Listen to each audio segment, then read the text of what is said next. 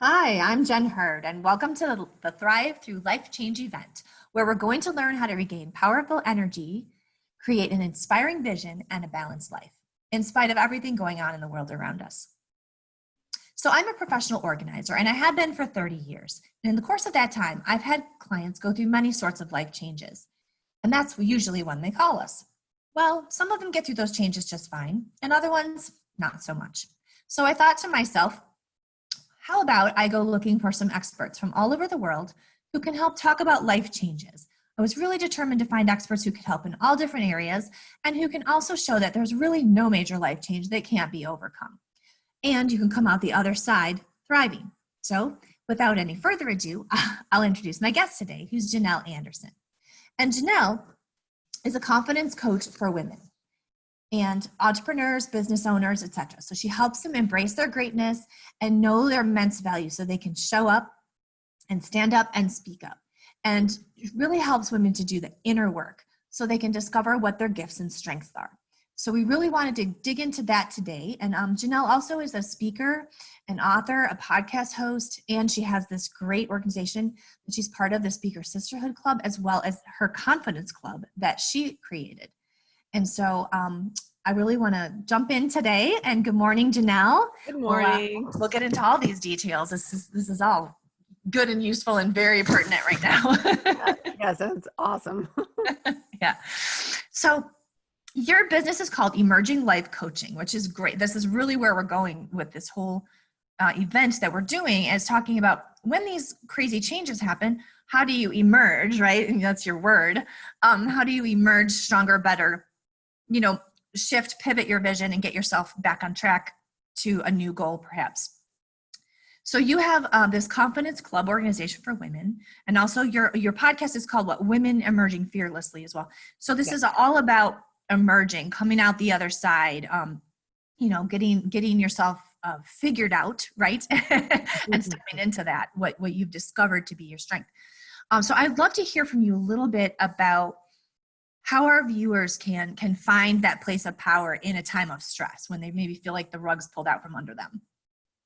Yeah, absolutely. And the only constant in life is change. So it's it's really good to know how to handle it. And a lot of people do struggle with change because it's the unknown, and you get all comfortable in your little chrysalis where it's cozy and everything's kind of known and comfortable and you're familiar, but you don't really grow there, and there just comes a time where it's time to break out of that and emerge into something new and try out your new wings. And that can be a scary, scary time for a lot of people.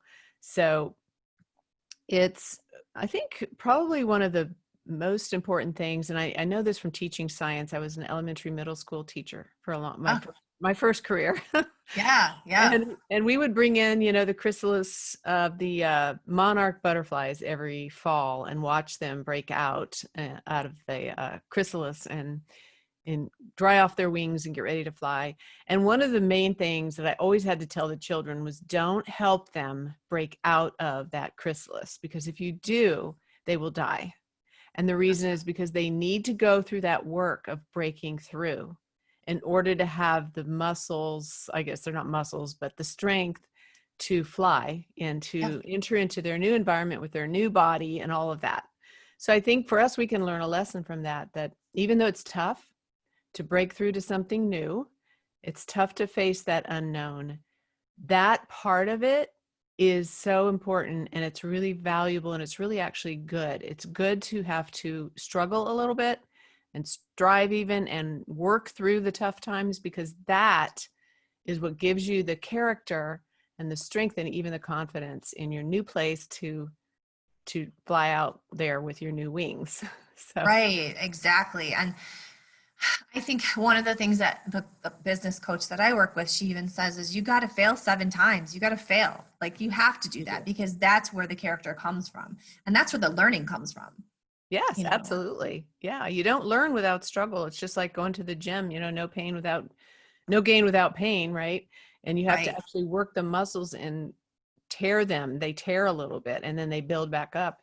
It's just life. You can see that everywhere. You can see that with flowers breaking through the soil, and that's hard work. I remember one time we had a nest of baby robins Oh, on yeah. top of our lampposts. And when it was time for them to leave the nest, and my brother's been like videotaping these bluebirds in his yard with a little cam in their little nest Yeah. box. Same thing. Like when it's time for them to fly, they flap their wings and they get all worked up, but they're afraid. You know, you can see them like teetering on the edge, like, I don't know. And the parents are out in the trees somewhere calling to them. They're not helping them. They're not at the nest. They're calling them to come out. And that is just everywhere. It's part of life. It's something we all need to go through, but it's not a bad thing. It's actually a good thing. So I think seeing it from a different viewpoint, instead of being afraid of it or thinking this is bad or wrong and tough, I need to stay where I'm comfortable, look at it as this is really a part of my growth and a part of me becoming more of me, actually. Right. So, Because I think people can get caught in that thought spiral, in that negativity. Like, this is bad, this is bad, this is bad. And it drives a lot of anxiety, a lot of depression around, when things don't go the way you expect. They take a turn, and that's where, if we can just plant that seed with people, that you've got to shift that mindset from this is bad to, wait, what can I learn? I can move out of, I can transition out of this. I can get through this situation, but I've got to learn something from it, or else I was wasted, yeah. Yes. And if we can get them to that mentality, or at least to start thinking that way, I think people will process better. Will sort of start to find themselves again quicker. Yeah. Because you can get lost in some of these things. You can lose a job that is really what you pin your entire personality on right now. Or I have friends who've worked for companies for 17 and 18 and 20 years that are losing jobs right now that they've invested in wholeheartedly and love. And so they have to go through that process of figuring out, all right, well, wait a minute, what did I learn from all of that? Mm-hmm. And then what can I take forward? And then what am I going to cast off? Right. So that's huge. Yeah. So you talk about standing in your power and having that fearless confidence. And I wanted to talk with you a little bit about your writings on fearless confidence. Yes, fearless confidence. That's my jam. Right. I used to be very, very timid, and just like you have that curtain behind you, like I tell people this all the time. I used to be behind the curtain of my own life, in the backstage, hiding out and timid and afraid to be me and trying to be somebody else, because I didn't have fearless confidence. I was ashamed of a lot of things from my past. I felt like I wasn't good enough. I didn't have a voice or a message that people wanted to hear. I didn't have anything to share with the world that anybody wanted to hear. And so I just hid out back there. And I remember one time sitting at a women's conference, up against the wall, reading my Bible, getting ready for the day. And I kept feeling like I had been feeling this pull or this nudge. It was really strong that I should be up in the front of the room speaking. I would look at the speakers and be like, that should be me. But inside I'm like, no, I can't. It's just like that butterfly, like afraid to leave. It's too scary. I just climb back under these covers right here. Yeah. Why would anyone want to hear me behind the curtain? Nobody wants to hear me. And right. it kept on, so there was this tug of war inside, and I turned to 2 Timothy 1:7, which says, I haven't given you a spirit of fear or timidity, but of power, love, and a sound mind. And in that moment, while I'm reading that, I heard just as loud as I could, not audibly, but inside, it was this urgent message. And what he said to me was, stop it. Stop being timid. Stop hiding out. It's time for you to step up, stand up, speak up. And it was so strong that I wrote a little message to the leaders and gave it to them, a word of encouragement, because they were asking us for that. And it was really scary to do that, because I thought, what if I write this out and they don't read it? They don't think it's important. They don't think it's good. But I did it anyway. And that was the first one they read when everybody convened, and they said, this is a word for all of us. And it was the one I gave them. And that right then, okay, I do have something to share. I do have a voice. I do have values. Total confirmation of what you heard in your head. What came through. Yeah. you So it was know, the which was, opposite of hiding out. It was fearless confidence. Yeah. yeah, exactly. So so that really kind of just turned the tide for me, Sure. turned the corner for me. And I started a process. I started really doing a lot of inner work and soul searching and figuring out like, who am I and what am I called to do? And what do I want to do with the rest of my life? And that was, through my 50s, I was really searching that out and had to develop that fearless confidence. It wasn't something that just automatically appeared and happened. It was a process of developing it and walking it out. And today I really can say that I have fear sometimes, yes, but I stand up and I look at the fear and I face it and I speak up, and I've learned how to shift myself, like you were talking earlier about shifting the mindset. I've learned to step back and say, wait a minute, why am I having this reaction? What's really going on? What are the thoughts I'm hearing that aren't true in Yeah. the situation? And women get a lot of untrue thoughts. Oh yeah. Oh We yeah. have that little devil on our shoulder all the time. Right. Remember Right. those old cartoons or movies where like the devil's on one shoulder and the angel's on the other, and the Yes. devil's going, you can't do this. There's no way, Yeah. Who And do you're you just think like, you oh, are? sure you can. You got to flick this guy off, like, at a certain point. Yes. Yes. It's a lot of the imposter syndrome that people, especially women suffer from imposter syndrome. And that's the little message, just like you're saying, that Yep. you're not good enough. You don't have what it takes. Who do you think you are to do this or that? Or, and finding excuses for why you succeeded. Well, that was just because this or Someone. that, it just Oh, the luck. stars aligned. The Couldn't stars have aligned. had anything to do with my skills, talents, abilities, and personality. Right. Right. Right. They were being No, I nice. know. Yeah. I mean, I've literally had women that I've coached because I'm the president for the Organizers Association for Michigan, right? So there's a lot of women that come in and they're just starting, or they're not sure if they're going to start a business, and they're really in that place. I've been at home with my kids. I don't know, but I really love to do this. I've had this conversation so many times. I've had women break down in tears because I said to them, why do you think you can't do this? And they'll go, I don't know. I just, no. You've already raised a family who are Right. out walking this earth and and they've survived. and Right. and you ran a household. Why do you think you can't do this? And they'll start crying. Like, just, and like, you have to step into your life in confidence. If this is something you desire, you'll make it happen. Yeah. But it's amazing that how it breaks people down to realize they can do it. It's not as hard as they built it up to be. Right. Exactly. It's not. And it's like you said right there, believing in yourself, Yeah. changing the story you're telling yourself Mhm. and changing it from I can't do it to I can and I will, and I'll learn what I need to learn. I can Yeah, do this. exactly. Yeah. And that Yeah. will change everything. And that's huge. I mean, because when I started my business, I basically made a list of attributes of all the jobs I'd ever had that I liked, things I loved doing, things that I found I got praise and people said, oh my gosh, you do this so well. Okay, so I had gotten feedback already. And everyone in their life has gotten feedback from somebody that they did something great. Right. So it's like, start making a list. Start really looking at yourself, from just, everybody has enough of a history to sort that out, whether it's just babysitting your little cousin, if you're 20 and you're just starting out, but you need to figure out your strengths. What did you like about that?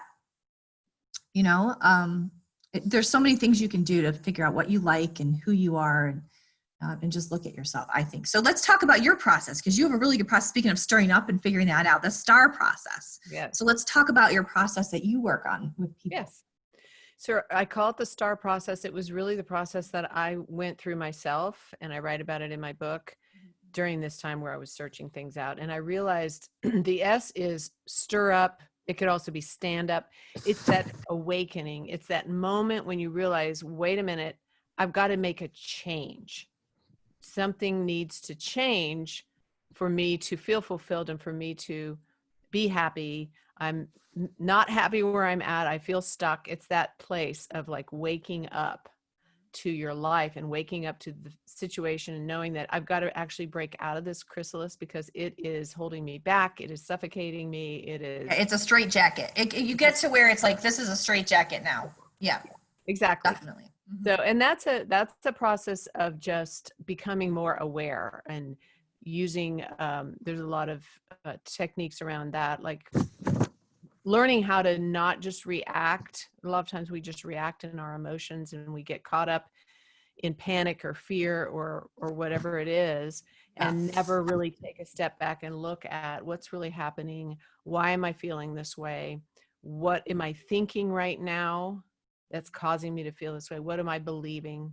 So kind of just that it's that moment of deciding, you know what, I'm going to say yes to myself. And I am going to do what I need to do. I'm going to learn what I need to learn. I don't know it all right now. I don't know where the path is going to take me yet, but I'm going to say yes to this. And then the next thing is the T. The T is where you need to, a lot of times, most of us, if not all of us, have things in our past that we have buried or ignored or not dealt with. And a lot of times those things are holding us back, or they are defining who we are and we don't even know it. So I call it truth telling. Yeah. It's time to look at the truth and look at those things that you haven't wanted to look at. And sometimes it means forgiving someone. Sometimes it means maybe even getting some help from someone to walk through a process or an event. For me, I had a lot of trauma in my early 20s, sexual in nature, that I had never told people. And it was a series of things. It wasn't just one. And I had never even thought about the fact that I'd been a victim or I'd been traumatized. I just thought it was all my fault. And so I buried it away and was covered in all this shame, and it was holding me back. 35 years later, it was still holding. And so I did. Oh, it's visceral. Yeah. At that point, it's embedded. It's just in there. Yeah. It is. It doesn't go Really away. got to peel the onion down a ways to get to it too. Yeah. You do. And it's that deeper inner work. And sometimes people don't have maybe traumatic events like I did, but there's always something. Everybody has something somebody said to them when they were young. And a lot of the imposter stories start with things parents said or teachers said or coaches said or things that happened that you interpreted to mean something, and then that gets embedded, and you've got to go back and kind of dig that up. One of my friends calls it the excavation of the soul. Like it's we put a Band-Aid over it, but it's still festering under there. Oh yeah. A lot of times it's lies we're believing, so it's finding the truth. Who am I really, and what really happened? It's that owning of your story. Yeah. Brene Brown talks about that. Was huge for me, and I love her. I do too. So I If you finally haven't read Brene Brown, audience, get Brene Brown. Get a book. Any book of hers. All of her stuff is great. Yeah. She really helped me, and I realized, I need to own my story. I've been ignoring it and pretending like it didn't happen because I didn't want to tell people what happened. And in order to get free of it, I had to tell somebody. But then I finally thought, well, you know what? It did happen, actually. And me pretending that it didn't happen doesn't make it go away. And it's not that I can change it, but I can go back and look at it and change my definition of it, change my interpretation of it, and realize, I became who I am because I survived that, and now I'm thriving. So I become through it all, like we were talking about earlier. Yeah. And so that was a powerful part for me. I had a dream one time that I was standing on the porch of this estate that was all run down and boarded up, and there were people out in the field, they had built fires and they had entrenched themselves. They were like, homeless people, I guess. And in the dream, I took out my megaphone and I said, "You have to leave." And they were like, "No, we've been here for years. This is our place. Nobody lives here." And I said, "But I live here now and you have to leave." And so I realized that those were those lies that had been embedded in my heart. And I had not been in ownership of my heart, basically. Yep. So I had to take charge and take authority and say, "Nope, you're out of here because you're not true. You're not the truth." Yeah.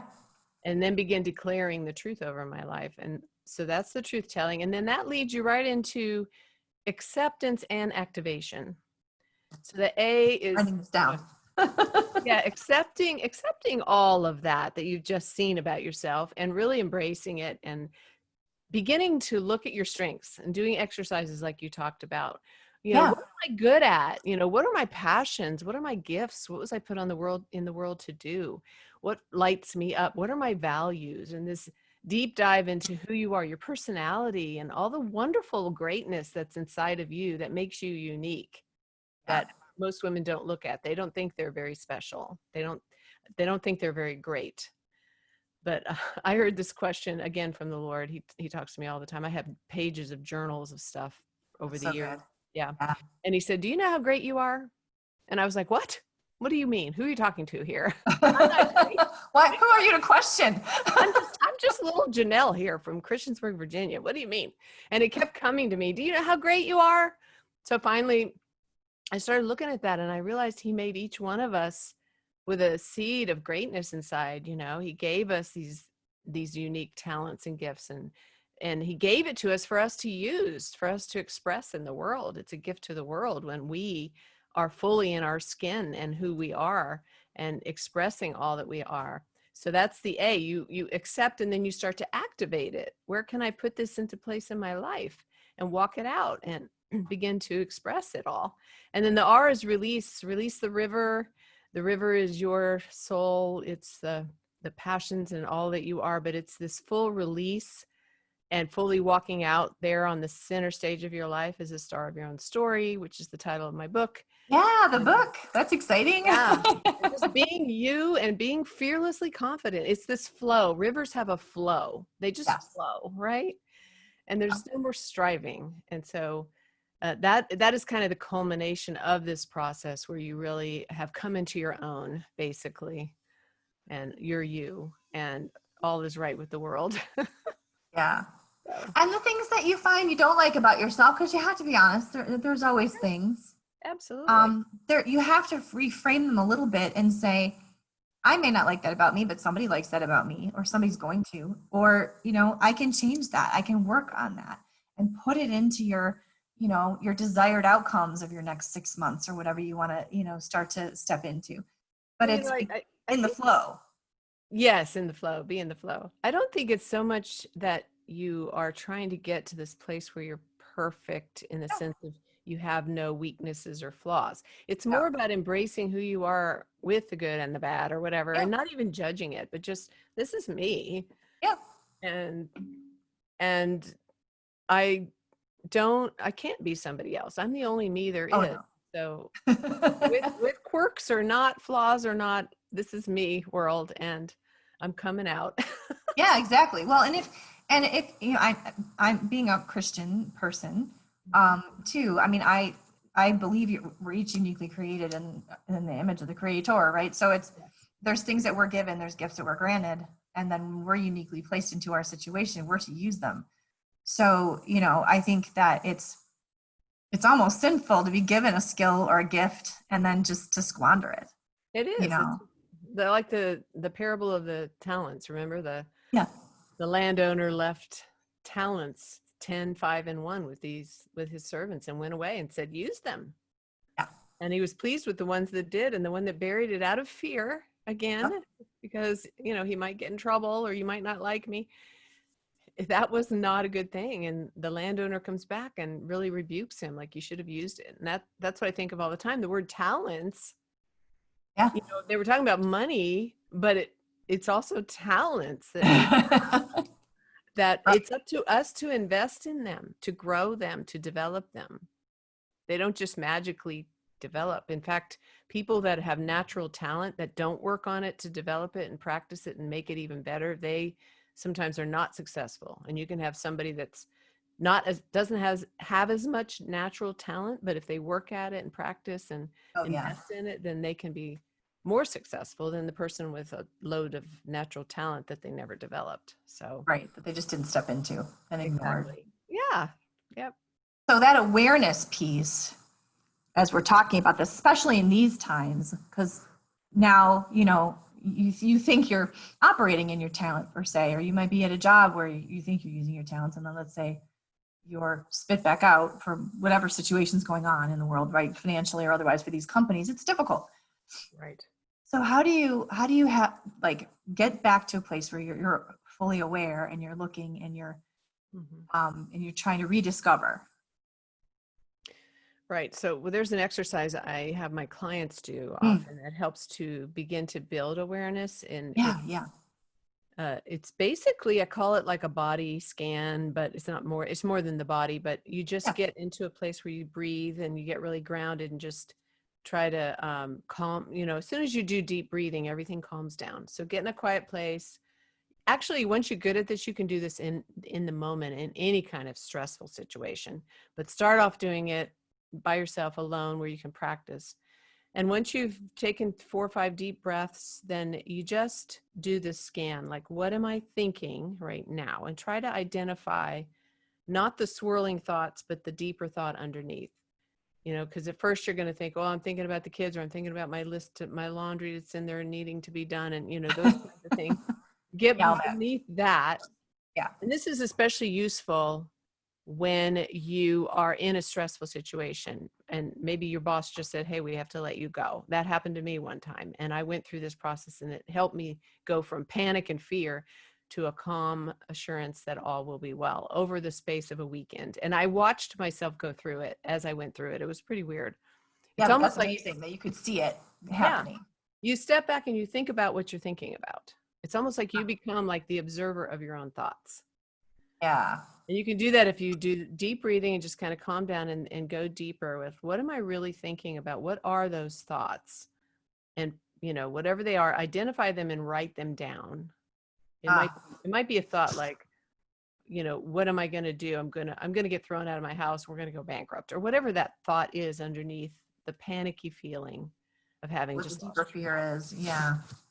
and write the thoughts down first, and then identify what's the emotion being created by the thought, because our emotions are created by ourselves. We actually create our own emotions. Right. Because the chemistry starts happening, right? As those thoughts are going through. Yeah. And it's our reaction to the stressor that makes the emotion and the stress hormones be released. It's not the event that's happening, it's how we are responding to the event.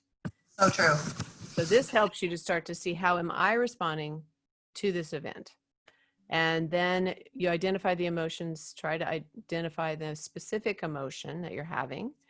And it could be, the main ones are anger and fear and sadness and joy and things like that. But then there's different variations of those, because you could be angry, or you could be enraged, or you could just be irritated, or you could just What degree of anger are we encountering right now? Or Right. fear, it could be terrified, or it could just be a little anxious, right? So try to identify that. And then underneath all of that, it's like this iceberg. Underneath all of that is, what are you believing about the situation or about yourself in the situation? Yeah. And if you are believing that all is lost and, the world's going to end because you've just lost your job, then ask yourself, is that really true? Or how true really is that in the grand scheme of things? And if you do this little exercise, what it does is it creates this gap between you and the event that's happening, and you can step back and give yourself space to calm down that fight or flight reaction enough to start thinking, okay, wait a minute. Yes, this is happening, but how true is it that my life is over and I'm going to be on the streets? Right. What else could happen? And like we said earlier, what could I learn through this? Where's the lesson to be learned? Where's the opportunity to grow? And when that happened to me, by the end of that weekend, that's where I was at. I was at, this is actually a cool opportunity for me. Yeah, it's a little scary, but all these other good things could come out of this. And I started to get excited. Yeah. So I had it happen once. I lost a job abruptly. I had to leave a job because I had someone being inappropriate, and I left. And I will say that it was very scary because I had moved out of town, so I was in a different city by myself. But then I actually started making lists of, well, who do I really have for resources? What can I do to sort of find a new place to be and whatever. And honestly, I found better resources that came from where I used to live, and they'd come out there too. And they had a better business and a bigger business and huge projects for me to work on. And my skills fitted and everything. And I was like, okay, God, you just really wanted me out of there. Yeah. I landed better than where I started, but it was a little scary because being in a whole different town and then having to sort of because you don't have the context necessarily when you're in a different place, right? True. So it was like, you had to dig deep and kind of scrape together, all right, where am I going to start? Who am I going to start talking to? And ask a lot of questions. But the belief in yourself has to come first Right. before you step into that, because you have to be confident enough to say, to walk into those conversations and say, okay, I've fallen out of something. What can I do to help you? And how Exactly. can I use these skills? So yeah, it does take like really processing the emotion and being efficient in how you process that. And Right. then, you And, know, and believing that wherever you are is really where you're supposed to be. yes. That is huge. And I It's, wasn't sure at the time. And then in hindsight, I think, oh yeah. And anywhere I've ever been was really where I was supposed to be. There yes. was something that I was sent into, or something that came out of it, that in spite of the fact that I was terrified entering into it and being uncertain, my floor is squeaky upstairs, I'm realizing. Sorry about that. Um, but in hindsight, you look back and you say, oh, all right, once a little bit more of life has passed you by, that, yeah, it was exactly divinely appointed, and it was as it was supposed to be. Didn't feel like it. Same with me. I mean, that losing that job actually put me in a place of finally stepping into being fully self-employed, which is what I wanted anyway. And I discovered Yeah, that I had everything I needed. I was ready, yeah, but yeah. I And had to that's, kind of be pushed out of the nest. yeah, yeah. And that's what it did to me too, because I became contract for these companies. But the contract was, it gave me so much more freedom, and it gave me, and I needed that. I'm very fiercely independent. So I was really feeling the straitjacket of where I was. And I didn't realize until I was released from it that was a better place for me to be. And two, I think, I realized I'm a very creative person, etc. Just all those things you start to find. You Yes. unearth them when you leave that stability a little bit. Yes. When you Yes. flap your wings and you go, oh, I really can fly on that one. All right, good. I actually like this better. Didn't know it till I was tested, but yes, okay, good. And it's so true sometimes. Yeah. So then stepping into that action, once you've done this sort of awareness and gotten those thoughts written down and figured out the beliefs that you need to sort of unravel and I guess respond to. When you're ready to take action, what are some ways that someone can get that fearless part in there, that fearless action? Yes. Well, I love some of the things you said. Making lists are great. Making lists of all the successes, all the things you've done well, and why. What is what is the strength in you that helped you to do well? One of the exercises I use is I call it a real you vision board. But finding out who, once you've made that list of your strengths and how you see what you see in yourself, then think about what do others see in you, or what have people complimented you about, words spoken over you, the feedback you've gotten from other people, and write all that down. And then this is really the icing on the cake. Then what you do is you text about 5 people and say, hey, I'm doing this self-development exercise. Or if you're in, I would tell people this in a workshop, say I'm in a workshop, and would you text me some words that you would use to describe me? And then those words come in, and that is like the juicy part. So you take all of these words that are true about you. Mhm. This is not something you made up, that just a pie in the sky kind of thing. This is actually what people see in you and what you've seen from your own successes, right? Have been spoken to you. And then you take all those words and you make a beautiful vision board. I cut out words from magazines and made this really nice board. Fun. All these words that describe me. And one thing that kept coming out of it was people would say I was passionate and I was tenacious and I was a trailblazer. So I gave myself that label. I'm a passionate and tenacious trailblazer. And I was like, wow, I'm going to own that. I never Yeah. saw that before, but I'm going to own it. And then you take all of that and you write a description of yourself in the third person, like you're talking about someone else. This is Yeah. so powerful. It's so Yeah. powerful. So words are powerful, and most of us are speaking negative words over ourselves. Yep. So this shifts you into this place of speaking the truth, but you have actual words that you can latch onto and believe because they are true. And then write up this description and read it out loud and record yourself. This is you that you're Yeah. talking about. That was huge for me to create this fearless confidence and to take action. And then, making lists is great. Like, what do I really want to do? And how can I get there from here? What are some of those smaller steps? Like, I wanted to become a coach. What did I need to do? I wrote down everything I needed. I needed to get trained, and then I needed to learn how to start a business. I needed to find clients. And then even those got broken down into smaller daily action steps, daily steps. But you've got to have that vision of where you're going and who you are. And then you just back that up to today, I need to do this to get me there, you know, weekly, daily goals. That's so key, is the breaking it down to small bite-sized pieces. Like, how do you eat an elephant one bite at a time, right? Yes. So what is the bite that I'm taking today, you know, Exactly. and have it scheduled. Like, Yeah. because a lot of women, you know, I have a lot of clients with 3 and 4 kids, and they're chasing all day. But Yeah. you gotta hammer out that time for yourself to just work, even if it's dark early before they get up to start the day, Right. and you take 15 minutes. Yes. But you've then at least started your day with that Yes. thinking, processing, you know, researching if you need to, or something toward that goal. And even if you're making those small incremental steps, you're going to get there eventually. Exactly. It's the small steps that make the big changes. Yeah. How do you So climb a mountain? You do it one step at a time. You've got to take the big little step. mountain. Yeah. It can And be a gigantic mountain. once you even take one little step, you feel so good about the fact that you just did that. Oh, I got that done. And now I'm further ahead, and it motivates you to take the next step.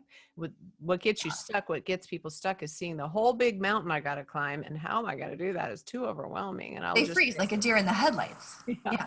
Yeah. Yeah. And you can't freeze. You have to Yeah. just find what bite you're going to take today. It's like Cookie Monster with a bite out of the cookie, right? But you have to figure out what that is. Well, And even when people are climbing mountains, they only focus on the base camp they're going to get to that day. right, true. Right. Yep. They're climbing in the Himalayas. They're just going to the next point. They're not going all the way to the top that day. Exactly. So yeah, you really do have to reframe it for yourself. That this isn't gonna. Rome wasn't built in a day.